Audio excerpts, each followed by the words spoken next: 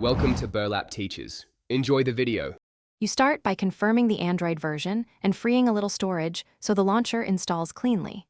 Next, install your chosen launcher from the Play Store or sideload an APK if necessary.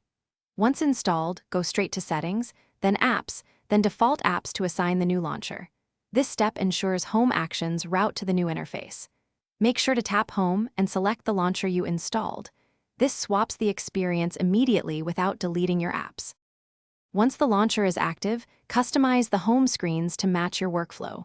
Start with grid size and icon pack to get density and visual clarity, then place widgets for quick data, weather, calendar, or music. After that, configure gestures like swipe up for app drawer and double tap to sleep. Make sure the dock and folders reflect frequently used apps. Finally, tweak animations and background refresh rates for smoothness and battery balance, so the launcher feels. To finish, refine things. Export or back up the launcher layout so you can restore it later. Make sure app permissions like storage and notifications are granted for widgets to update. If icons glitch or screens lag, clear the launcher cache or reset defaults in settings. This often resolves temporary corruption.